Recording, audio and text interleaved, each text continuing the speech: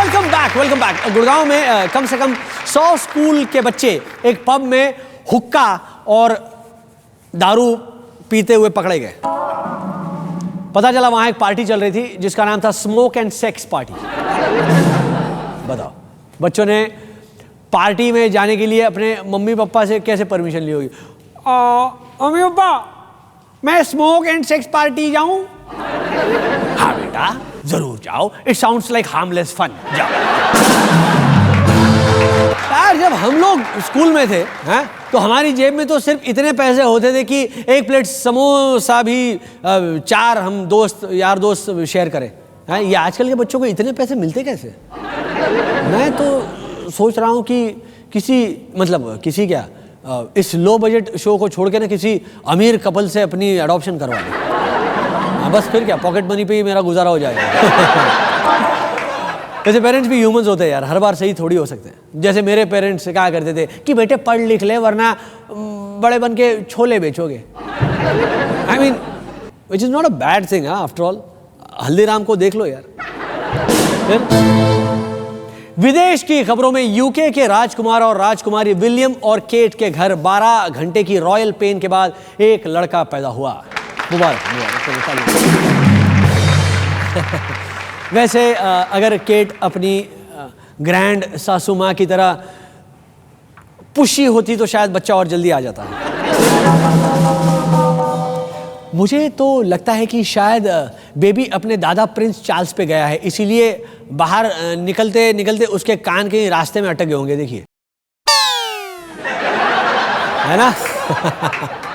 इस बेबी को लेके इंडिया के लोग भी इतने इन्वॉल्व हो गए कि मुझे लगता है कि इसका नाम कोहिनूर रखना चाहिए। सुनने में आया है कि बेबी के बर्थ के टाइम प्रिंस चार्ल्स काफी नाराज हुए क्योंकि रॉयल डॉक्टर ने कहा I can see the crown.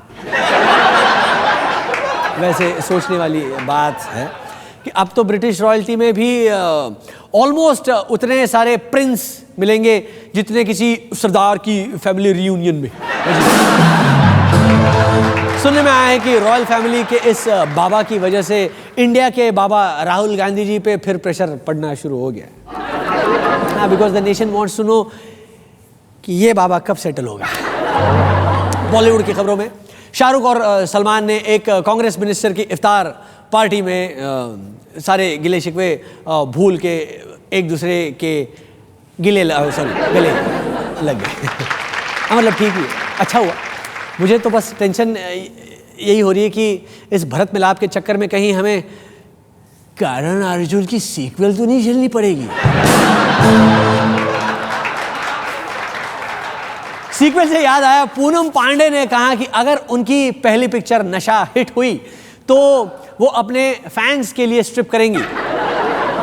पहली बात तो fans, I guess beauty lies in the eyes of the beholder, और ये तो बिहोल्ड करने के लिए बहुत कुछ ऑफर करती रहती है।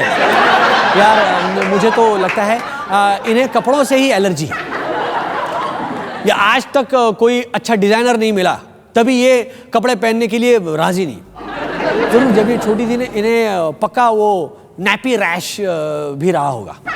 मेरे हिसाब से it's an acute condition called clothes claustrophobia और फ्लैशाइटिस। यहाँ तक कि इनकी वजह से हिंदी डिक्शनरी में एक नया फ्रेज दर्ज होने वाला है कि खुशी के मारे नंगे हो गए। पूनम जी का कहना है कि वो इसलिए स्ट्रिप करेंगी क्योंकि किसी को डिसअपॉइंट करना उनके मतलब फितरत में नहीं है। तो ये बात तो तय हुई कि ये कम से कम पॉलिटिक्स में कदम नहीं रखेंगे। Thank God for small mercies. वैसे पूनम जी, अब ये कपड़े उतार के हेडलाइन ओढ़ना थोड़ा पुराना हो गया है। प्लीज़ अपनी पब्लिसिटी टीम से कहिए कि थोड़ा दिमाग खो जाए हैं, कि नए आइडिया निकालें हैं। जहां फीमेल राइट्स और डिग्निटी के लिए इतनी जद्दोजहद चल रही है, उस माहौल में ऑब्जेक्टिफाई मी का नारा लगाना कुछ जच नहीं रहा है। खैर, हमें क्या, हमारा काम तो है सिर्फ रिपोर्ट करना है।